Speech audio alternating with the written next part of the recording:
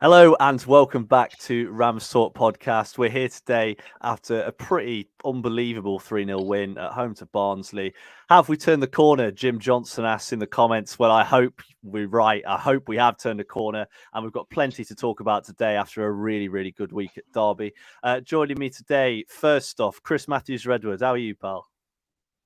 Mate, I'm good. I'm good. As you can see, empty house, and the missus has very kindly packed away my microphone, so I have to hold it here like Tom Bloody Jones. But yeah, I'm good.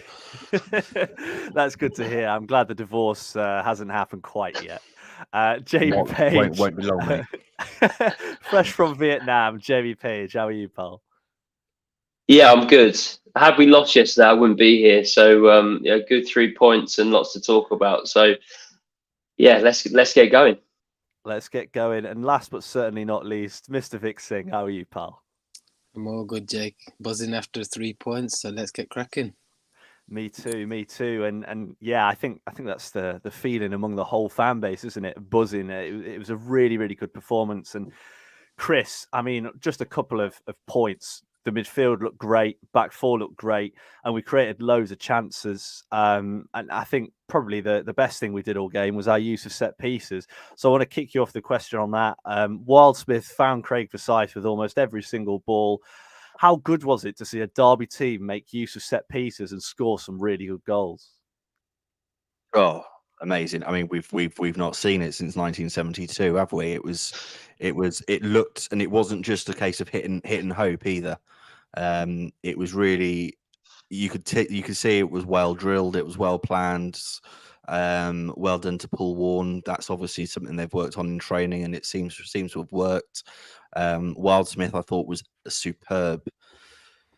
And even though we won 3-0, I think he can go down as one of the top performers. But yeah, to score from set pieces, I know that's what Paul Warne said at pre-season. Expect us to score a lot more goals from set pieces. Haven't really seen much evidence of that until until yesterday. But it was really good that it paid off against a team which we really needed to beat. So yeah, well done to Warne and Wildsmith. Yeah, we'll get on to Paul Warne in a little bit because, that's going to be an interesting conversation after some of the convos we've had recently. It'll be a nice one, I think. It'll be a nice one. And Jamie, I mean, we've talked so much about Derby and set pieces and how do we make the most out of them and how do we make the most out of the big players we have? I mean, Craig Forsyth's one of the biggest players we have. He's built like a lamppost and long balls were coming in and just kept dropping to him. And the first goal he took really, really well. Yeah, exactly. I think, don't get me wrong, the ball from Wildsmith was good, and it was directed at the same player on a couple of occasions, like you said there. But actually, I think yesterday, and I think listening to the game on Rams TV ahead of my flight back home, I think it was just a bit of luck and a little bit of the rub of the green that came our way as well. And I know Paul Warne's kind of discussed that previously. And that seemed to kind of happen yesterday. But I'm not going to take away from the fact that we scored from set pieces because, like we said, we need to be doing more of that.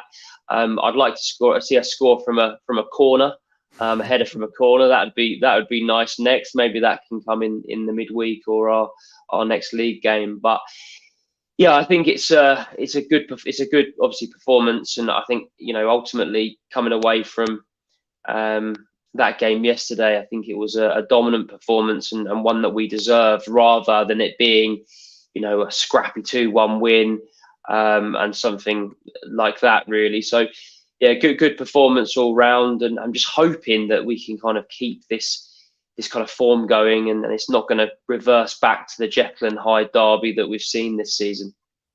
Well, exactly. And Vic, I mean, to finish off the chat on set pieces, how nice was it to see Derby players gambling on set pieces? We've said it a lot in the past that, we'll get the ball into the area, but we never seem to attack them and we never seem to make the most of them. And Forsyth and ultimately James Collins, stole into the box and made the most of it. And do you think there's a little bit of a growth in confidence in the team in those sorts of situations? Yeah, definitely. I think Forsyth said in his post-match interview that they've been working on that all season, and it seemed to have just paid off this week, which is really nice to see. It's just good to see the lads play with a bit of confidence. We've got a bit of home form going now, so I think it's like, if we include the Bristol Street Motors game, 4 wins at home in a row, and we've only conceded 1 goal in that, so we're looking a lot more of a threat. I think everything that we said at the start of the season in terms of not putting the goals away, not putting the shots away, we're doing that now, and we've always been solid defensively. 3 clean sheets in 4 speaks for itself, but we're also scoring a lot of goals, getting ourselves into the positions that we need to. And I think it's nice to see that Paul's actually found was it round pegs in round holes now rather than square pegs in round holes. It's amazing what you can do when you put players in the right position and you give the service to Collins. So Collins has got 5 goals this week, so long may that good form continue, Derby County. Well, you've stolen my stat there, Vic, and you know it as well, because I told you just before we started recording. But only counting real competitions, that's 3 home league wins in a row, 9 goals scored, 0 conceded. I mean, yeah, if you put you call it the Bristol Street Motors trophy, you call it by its full name. I was just about to say, Jake, the what game, Vic? Bristol Street Motors. That's what it's called now. Got to put some respect on it, man. That's the trophy we're winning at the end of the season. What happened to the Pizza Cup? It's changed name, mate. You got to keep up, Chris. Oh, so I do apologise. Yeah, I know. They didn't have a sponsor at the start of the season, which I think says quite a lot. But yeah, 9 goals scored, 0 conceded in 3 games. We look a lot better now, especially at home. We just look a different team, and that energy's there. And I mean, to sort of look at one area of the pitch, the midfield is something that's been criticised so much, hasn't it, over the last 2 years, including by us. We've been quite critical, especially of Conor Hourihane this season. But I thought the balance was brilliant. Hourihane swept.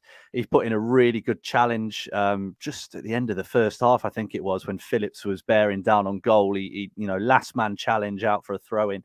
And Bird and Smith progressed the ball really well. The work rate was there. They were pressing high. They just gave Barnsley no room to move for the entire 90 minutes.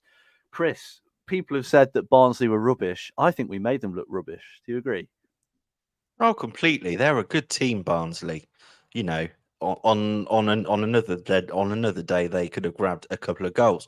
I just felt it was one of those performances where everything clicked. It felt like the crowd were on side.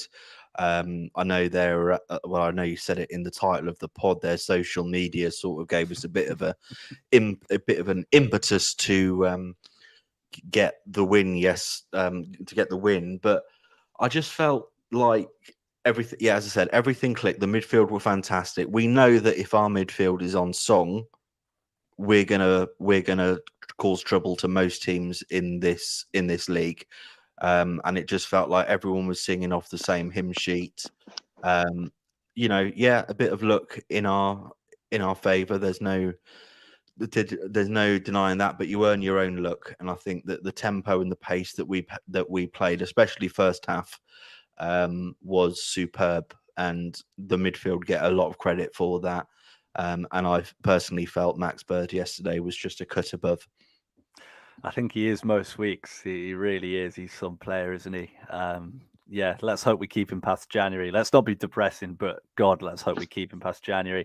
And Jack Meek agrees with you. He says he's put silence to the Rams. When will social media managers learn? The second I saw that, Jamie, I just felt like we were going to win. And it felt like, I don't know what Paul Warne's pre-match team talk would have been like, but I wouldn't have been surprised if something like that would have been mentioned, and it gave the team a little bit of extra impetus in the game. Yeah, I mean, you never see it go the right way when you see posts like that. I think there was a Premier League game. I don't know if it was Forest and Wolves. Yeah, and didn't they turn like the wolf into a bigger wolf or a smaller wolf or something like that? But I get it. Silence to the lambs, silence to the Rams. It's an easy tweet to make, but yeah, it backfired massively.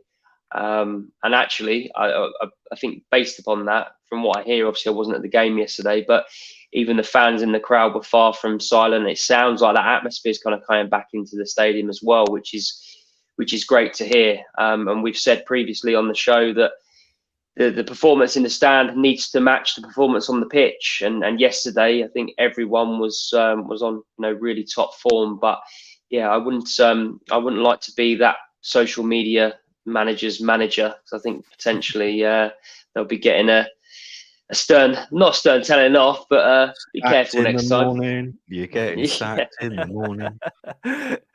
Oh man, yeah, wouldn't be surprised. And Vic, I mean, Jamie's gone on a good tangent there about the atmosphere, and one of the things I was thinking, I think it was at 0-0, and the ref had given a couple of dodgy decisions, and I sit in the east stand, and the east stand and the north stand were chanting, "You don't know what you're doing," to the officials, and I'm sat there thinking, why don't we sing like this in support of the team? Why is it only towards the officials? But one place that you can't knock the atmosphere for is the southwest corner. Now, that was a pretty, I wouldn't say it was a good place to sit. I know you love sitting up there, Jamie, but before this season, I wouldn't say the atmosphere was great up there at all. But you sit in the south stand, but from where I was sitting, I could hear the southwest corner probably more than the south stand, and they're closer to me.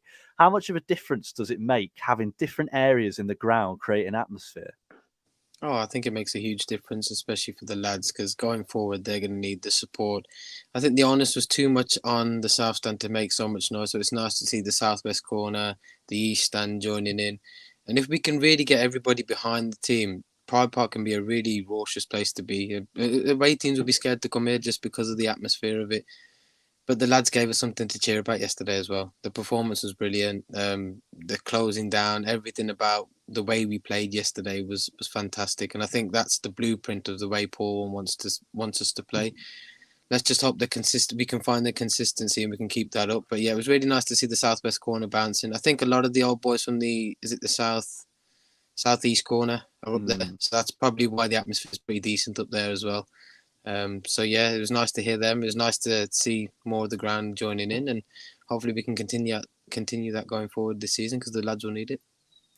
They absolutely will. And Chris, Vic's made an important point there, is that the team gave us something to shout about and something to sing about. Now, that was a criticism at the start of the season, that the football was pretty dire. Like, it was really dire. We didn't really create a lot. There didn't seem to be a game plan. Whereas now there seems to be a game plan. We're playing exciting football. We've got players like Mendes Lang, Barkes and Kane Wilson that we'll talk about in a little bit.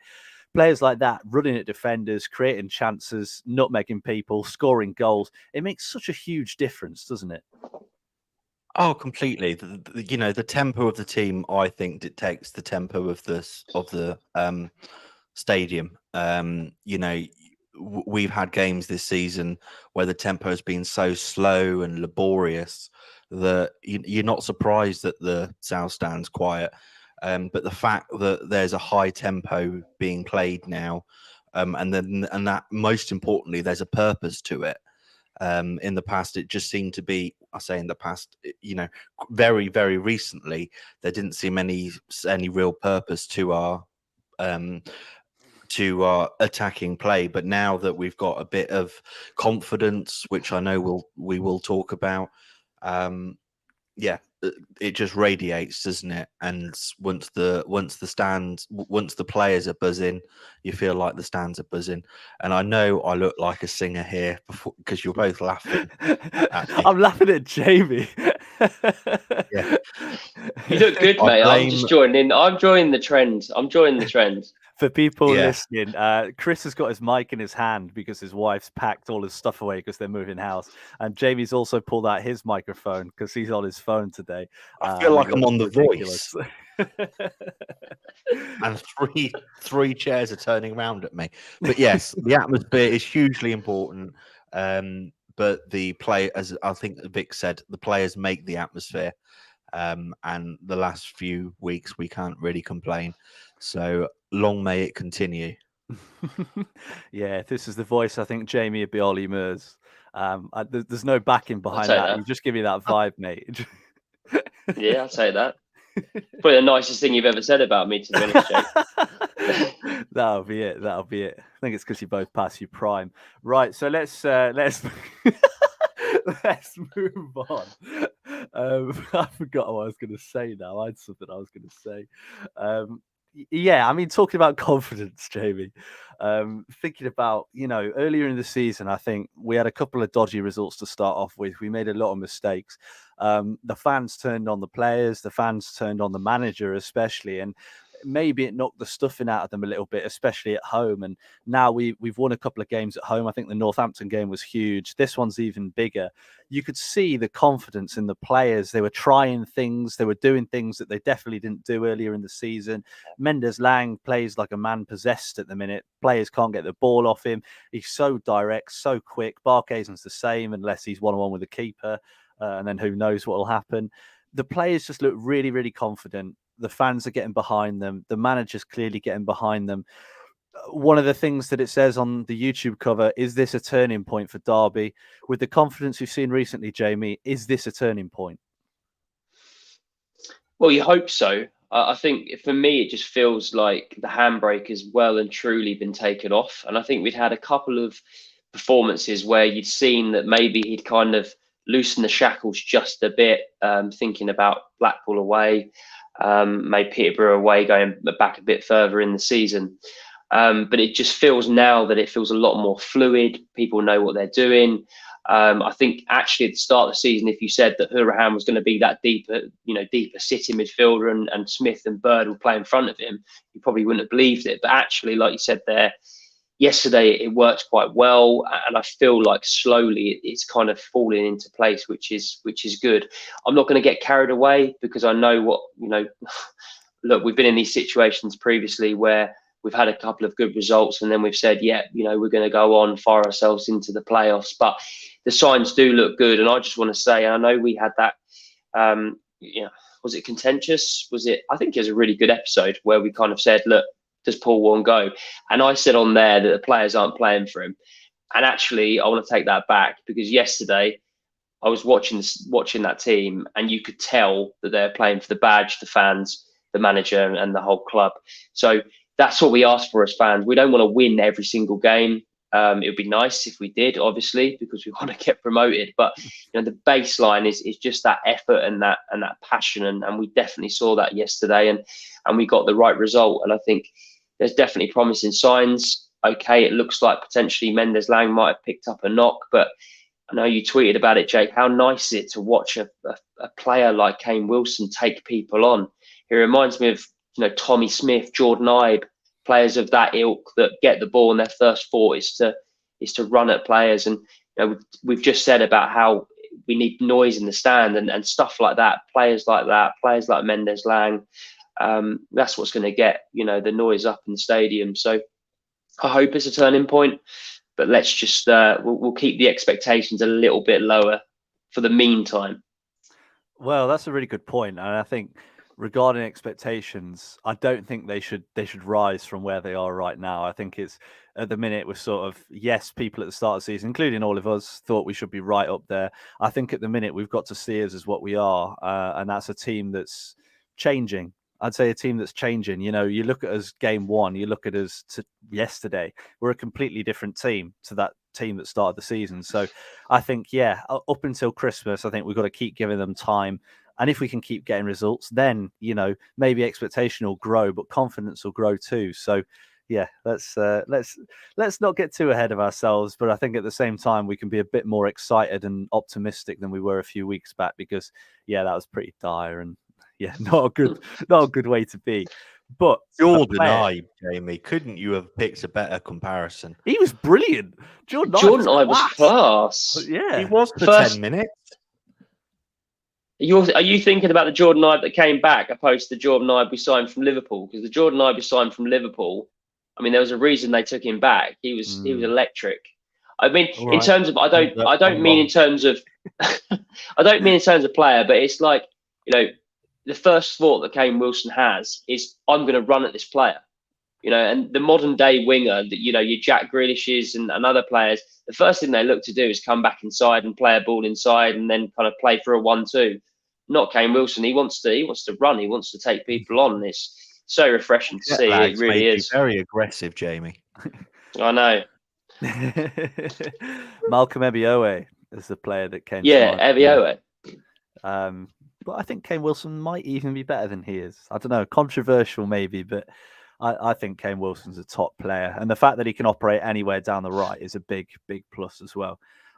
Let's just hope he can start a little bit more. But that's the hard thing, isn't it? We've got so many players playing well at the minute, especially on that right-hand side, that who do you drop? So, yeah, we'll see. But Kane Wilson, Vic, we've got to talk about him in more detail because he has looked unbelievable recently. I mean, we've played 2 games this week. As Jamie said, put a tweet out with some of the moves they did throughout the game. Probably should have had 2 assists if Cashin didn't miss the header and Sibley could take a touch like a normal human. You know, we'd probably have scored a couple more goals. He beats his man almost every single time. He gets bums off seats. He's such a good player, isn't he? And it seems bizarre that we managed to get him on a free. Yeah, I mean he's a breath of fresh air, and he's an enigma on the right wing. But he could probably play across the back, anywhere like across that front 3. He's that versatile. But it's just nice to see him in form. He's doing really well. Again, it's probably his shirt to lose now. He set up quite a few chances yesterday. It's his dribbling ability for me. It's just second to none at the club. Like the way he takes a player on with ease and just glides past them and then puts the ball into the box. It's everything Paul Warne wants. And I think Wilson actually, when he joined, said his best attribute is his dribbling. We're starting to see that now. It's almost as if to say like Paul Warne has probably put an arm around him and said, "Look, I know you've had a tough start, but just show me what you can do." And now we're seeing the fruits of his labour. So Kane Wilson's been performing really well, but like you said, it's hard to drop anybody from the side at the minute with the way everybody's playing. But he'd be a starter for me at the moment because he's banging form. He looks like one of our most creative outlets. There's a lot of fireworks going on, boys, because it's Diwali. So yeah, it's Diwali today, isn't it? So yeah, happy Diwali to all our listeners. But there's a lot of fireworks going on. But back to Wilson, he's an enigma, and hope his good form can continue from here. They're the Kane Wilson fireworks. Vic just talking faster and faster so he could mute his mic. But no, yeah, Kane Wilson, what a player. I've seen people call him, Caradonna, Kelly, lots of Kellerus. Yeah. No, there's no good ones yet. If anyone could come up with a good one, a good ship name for him and a legendary dribbler of the past or present, then please let us know because we've got nothing. Jake? What, Kelly? Kane Wilson and Pele. Ship name. Oh, shit. Like when you ship to... No, I definitely didn't say that. This is a family-friendly podcast, Jake. How dare you? Come on, Chris. You'd never say something like that here. Not in this place. Not in this place. But right, what we should really talk about is we've talked about Warne a little bit already. I've been saving the comments. We got a few comments about Paul Warne. And I want to have a little bit of a discussion about it because it's been 3-4 weeks since we did our episode on should he go, should he stay? And all of us said, based on what we'd seen at that moment in time, it would probably be best for the club if he goes because it looked like all hope was lost. Maybe we were dramatic. And like you say, Jamie, you want to take some stuff back. I think at the minute, he's starting to prove us wrong. Now, again, it's too soon to go, he's the best manager, League One Guardiola, because we could very easily lose the next 2 games and there'd be a chance for him to, leave straight away. So, but he has turned things around. We've beaten a promotion rival at home and we look a lot stronger. I mean, just looking at comments, we've got Joe who's put, struggling to understand the abuse Warne gets. We're in a good position. We're level on points with the playoffs and we'd probably be in the top 4 if we had the money to bring in a striker. We've got Paul Watson who said he's been worn out for a while now, but his mind could be changed with a string of performances like yesterday. He thought he'd lost the players, but that doesn't seem to be true. There's a couple of people saying, they don't want an international break. And I think that's a lot more support, isn't it, Chris, for Paul Warne? And if he's starting to maybe just shift the balance a bit, because it was something like 75% of Derby fans wanted him gone a few weeks ago. Do you think that's changed a bit? Yeah. But football's a very fickle. Yeah, football's a very fickle game, isn't it? And I think Jim is absolutely spot on. I was thinking this, after the game, the international break for us has come at an awful time. I think Paul Warne is very much a momentum manager. He keeps things going, and whilst his momentum, September, October time wasn't very good, it's now building. So yeah, I'd be the last person who'd want an international break. But there it is. It's how we react after the break. Warne, for me, it's still on the fence. I still think we've got a good squad, and most managers could get a tune out of our squad. Yesterday was a slight tipping point for me because let's face it, Barnsley is a promotion rival. We've got to be honest about that, and we made them look very, very poor. And if we can produce performances like that and turn our home form around, which we now have, which I think was a big factor in the worn out, because I think it had been, when we had that pod, it was like 4 home wins in 6 months. We've won which was one awful. league game at home since like April or something ridiculous like that. There we go. So I think that was a major factor, and we've always, as Derby fans, been Pride Park is our fortress. So I think that was a big turning point. But as I said, I think the jury's still out. I think if we can keep this momentum going until Christmas, see where we are. I think for me, January is huge. I think the transfer window, Paul Warne's next transfer window, is massive.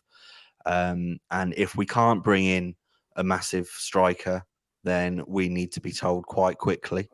I'm sure Paul Warne, because he's been very honest about it, will say, and we can set expectation levels. But I think that has to be our priority, even though Mr. Collins is proving all doubters wrong, including me. Well, let's not get ahead of ourselves with Mr. Collins. I was going to talk about some underlying stats, but Jamie, I'll come to you now. So Dave Jennings has put, is it too soon to restart the James Collins hype train? Your influence is unmatched, Vic. 10 goals now. Surely he is a banker on 20 for the season. I mean, it's interesting. I mean, let's be real, right? Collins was brilliant yesterday. I thought he was exceptional. Statistics-wise, I've seen some people coming out with some mad statistics about the goals he scored. It's worth noting that 3 of those goals were scored against children, which I think you need to keep in mind a little bit. I don't think you can count Papa John's 4 stats. weeks ago, was he, Jay? Well, true, it wasn't. But I think we've got to have some perspective. I think counting goals against Wolves under 21s is not sure about that. And he scored something like 4 goals in open play all season. So, when you look at the open play stats, he's not actually been that fantastic in front of goal. However, he was brilliant yesterday, absolutely brilliant. And I know both goals he pretty much couldn't miss, but the way he held the ball up, the way he led the line, the way he won free kicks, and the fact that he was gambling in the box is something we've not seen enough from James Collins. And I was really, really impressed with him. And again, if he can keep playing like that, it'll be brilliant. Jamie, what did you think? Yeah, he's excellent. I think it's probably his best game in a Derby shirt, in all honesty. I think he, like you said there, it was almost a complete performance rather than other games where he's been very much kind of in and out and, taking shots that go a million miles over the bar and stuff. I think he's confident at the moment. He's playing well. He seems to kind of fit with this kind of way that we're playing over the last couple of weeks, which bodes well. I just want to see Warne stick with him now because, he's not at the age where he's prolific or he's going to be electric every game, and he's probably going to have a bit of a dip in performance. And that's where I think you got to stick by him rather than kind of ship him out and then have him on the bench and bring him on for 10 minutes. But yeah, yesterday he's a great player. And if he continues that, you look at it in January and you think, well, if we can keep him fit and firing, potentially then we can bring other players in, but we're not, I suppose, as desperate as we once were for that kind of striker. Don't get me wrong. I definitely feel like we need some reinforcement in that area, but I'd much rather go into January with our kind of number 9 fit and firing, and then we're just kind of adding compliments to that, really. But one thing I wanted to say is Martin Waghorn scored a hat-trick for Derby against Peterborough, and James Collins scored 2 yesterday. What was the similarities between the 2 of them on those days? And actually a similarity that James Collins got for his hat-trick against Wolves under 21s. The perfect hat-trick. No, they're both wore gel in their hair that day? Potentially. No, they were wearing Skechers boots. So right. Oh, sake. So Collins has got the blackout Skechers boots, and Waghorn scored a hat-trick wearing him. So this is a petition right now. I want to see all Derby players wearing those Skechers boots, because Harry Kane's scoring. And he's scoring bucket loads out in Germany. So there must be magic in the boots.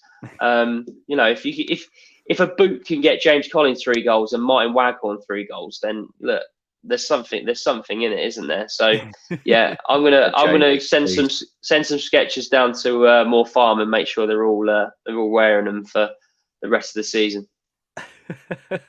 I like that. Other boots are available. It's all right. I don't think we have any boot deals, mate. I think we'll be all right. But yeah, there's one thing I'd sort of pull you up on, Jamie, and that's when we were heading into January last year, David McGoldrick had started to hit form.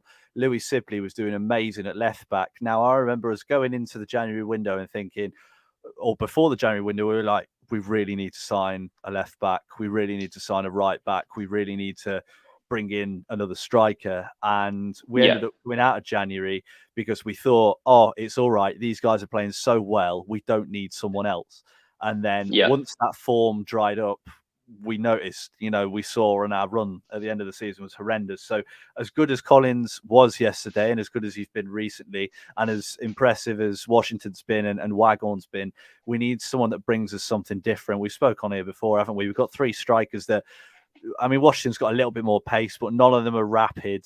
All of them are about the same height, about the same age, and kind of quite similar players overall. I'd say Washington's probably the only one that's got a little bit different to his game. We need someone like, I know he was rubbish yesterday, but Devante Cole. We need some big unit. If Mendes-Lang, Wilson, Barkhuizen, Ward are swinging crosses in, we need some absolute unit in there to head those goals in. Because if Collins was 3 inches taller and 3 inches wider, I think he'd probably have 20 goals already this season. So, yeah, just a little bit of a different element would do us good. Sorry. Yeah, I definitely think that. And actually, Warne actually came out last season and said that he got January wrong, didn't he? He said he should have reinforced us at that time.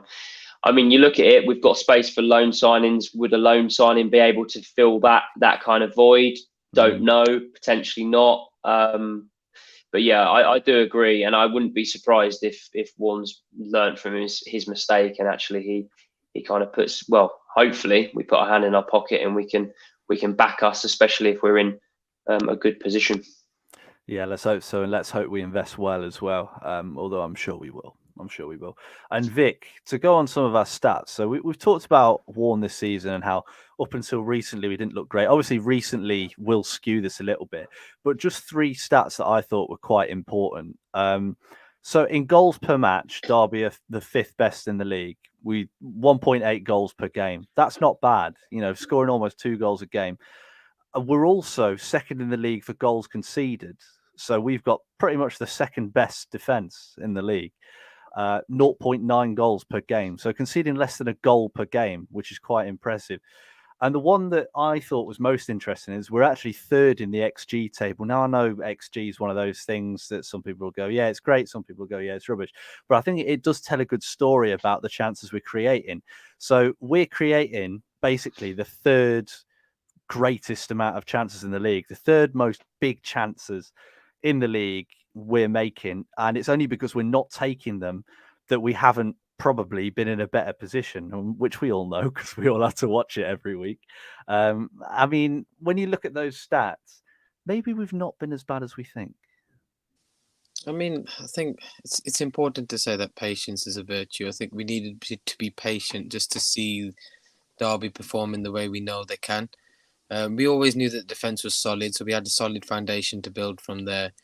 Like you said, it was just a case of not putting the chances away. We've got playmakers in the side like Conor Hourihane, Kane Wilson, Nathaniel Mendes-Lang, Tom Barkhuizen. These players can put the ball literally can put it onto your feet just to score a goal. But we weren't putting the chances away. Like we said last week, it's killing us not signing a prolific striker. However, Collins has got a bit of form now, so the hype train's back in the station. But maybe it's because of Washington as well. I always think with Collins' form, maybe because Washington was scoring a few goals, he probably thought I need to kick into gear now, and maybe that's now we're starting to see Collins outperform him. But yeah, I mean, like I said before, we're creating the chances. We've got a solid defense. It was just putting the ball in the back of the net. And the last 3 or 4 home games that we've seen, we've scored bag full of goals. So hopefully we can keep continuing that. But we just need to be prolific in front of goal, as they say, ruthless maybe in front of goal. So hopefully we can keep putting them away, keep the defense solid, and before you know it, we'll be in that top 6. Well, interesting you say that, Vic, because I'm just readying a question. In our worn out episode, I asked everyone, are you worn in or worn out? Everyone said worn out. Maybe we're a little bit silly. But I've got a question for you guys. Where are we going to finish? So you've got top 2, top 6, outside the top 6. And I want all of you to give me an answer. I don't want sitting on the fence. Adam's not here, so, the fence might be uninhabited today. But Chris, what do you think? If we sign a good striker in January, that's the fence. Get off the fence. That's the fence. Get off the fence. Get off it, mate. No. I maintain if we get a good striker in January, we will finish minimum top 6, possibly top 2. I'm just not convinced with this squad at the moment that we'll have enough.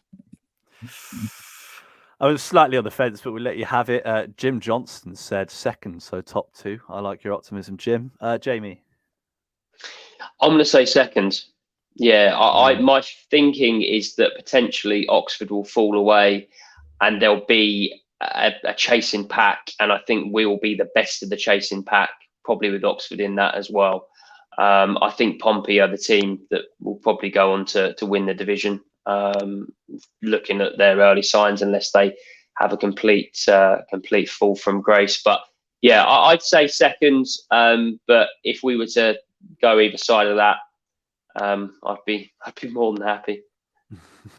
Vic, honestly, Jake, that is such a big question. Sorry to interrupt, but January is so important for us, and getting a striker is so important for us. So I think that is quite a tough question.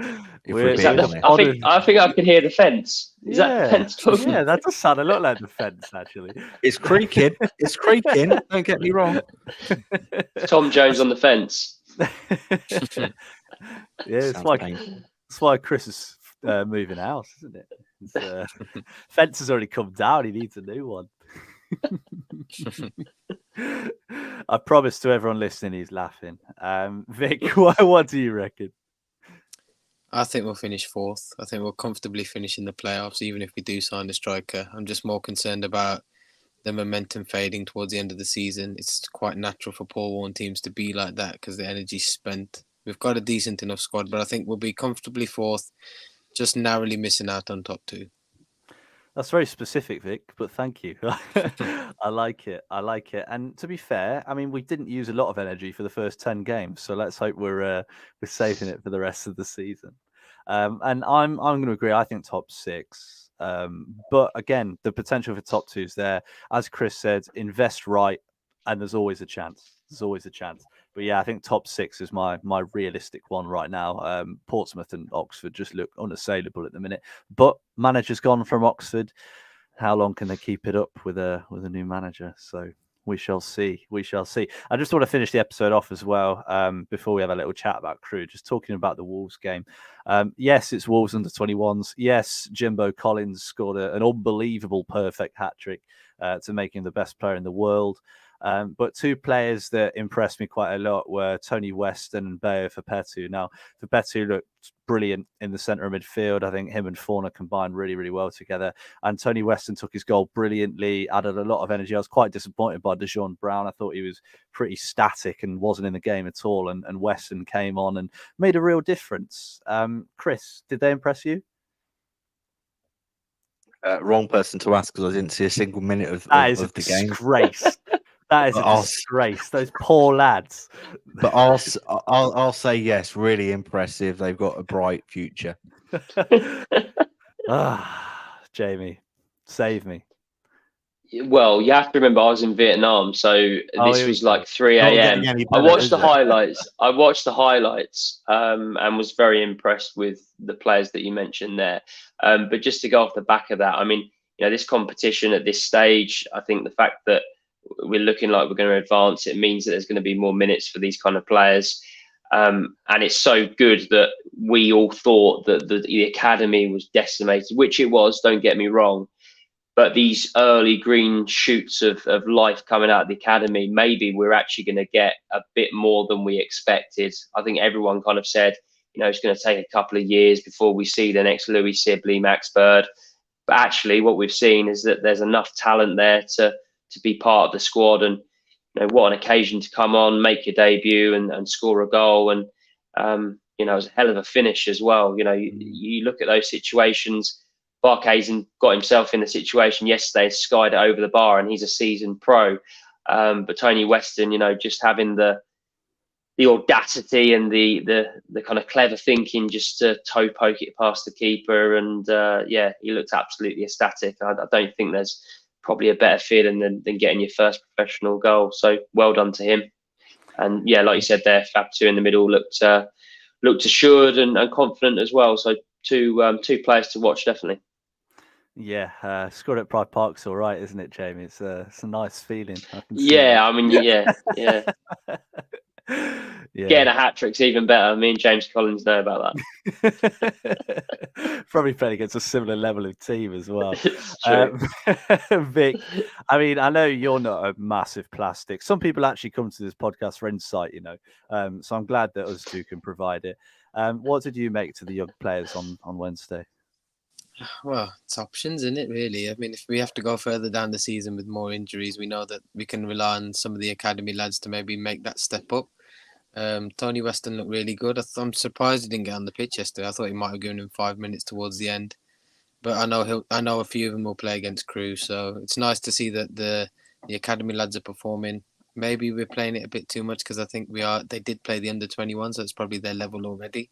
But it's nice to see that there's positive news coming out of the academy, and credit to the lads that are running it at the moment. It hasn't been an easy job trying to rebuild it, so well done. And hopefully we can see players like Weston, like Fapatu, to maybe break into the side later on in the season should we need the cover.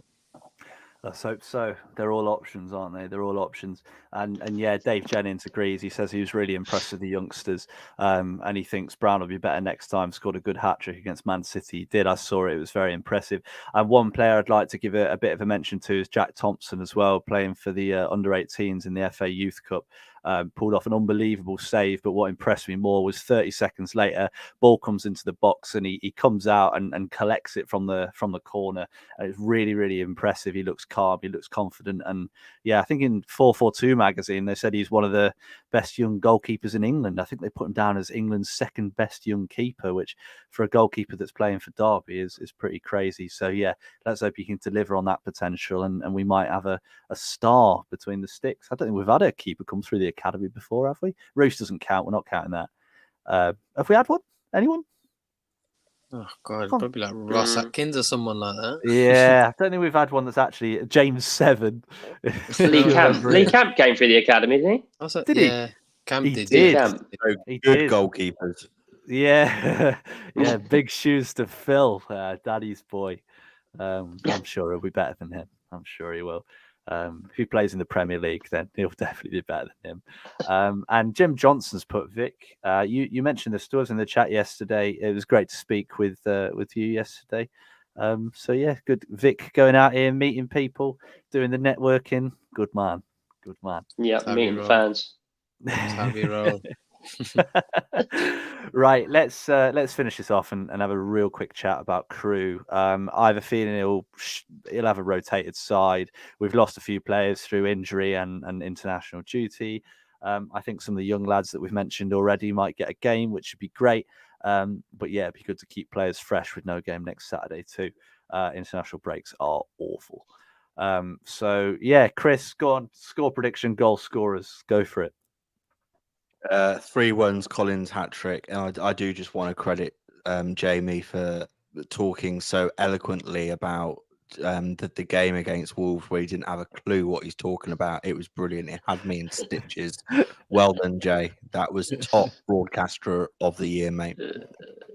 Yeah, you got highlights, mate. Yeah, you just have to like think about the game and envisage maybe what happened. It was absolutely superb. You had me in stitches. Well done, buddy. Hey, Rams TV subscription. It's been life changing. I pretty much watched the full 90 back this morning. It's worth investing in. Jamie didn't, and that's Jamie didn't. Shocking weird. behaviour. Could have watched it on the plane back, mate. What's your score prediction, Jamie? I'll go 2-0 victory. I'll go for another Western goal off the bench and a penalty from James Collins. So I think we'll secure our place in the next round. And actually, I'm not sure if it was Dom that tweeted out about the revenue you get from each round, but it's quite pretty good, isn't it, to advance through the cup? So it's something that we should be taking seriously. I actually did we get Bristol Rovers in the next? Is that who we got? Yeah, boring. Bristol Rovers.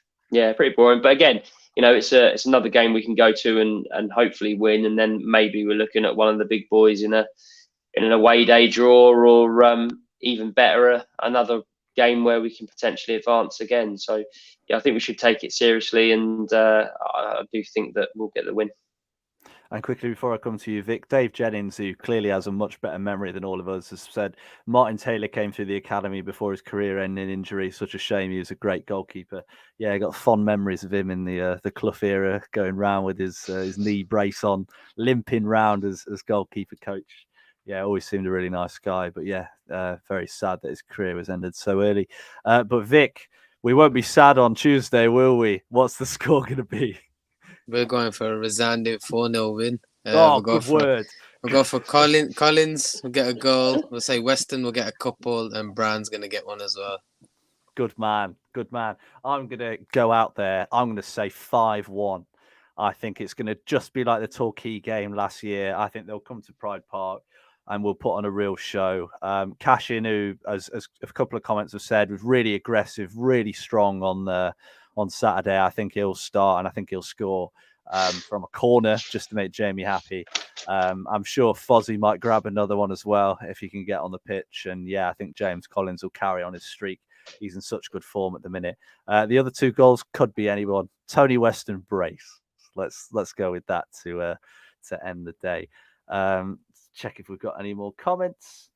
Jim Johnson's put he thinks Warne's going to rotate, but he's going to go 6-1 win. Bird with 2, Weston, Brown, Wilson, and Fozzie. That'd be some game to tune into. So, and just before we sign off, I just want to say a massive thank you to everyone who voted for us in the Football Content Awards. We've only been going about a year. Which, is 1 year too many for some people. But no, we're really grateful for all the votes and all the support.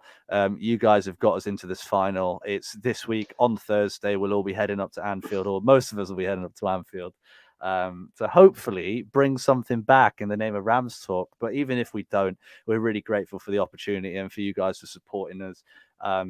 We do this to provide a platform and give people a chance to voice their thoughts, and it's really nice that we've been recognized in this way by the listeners of the podcast. So yeah, really, really grateful for that.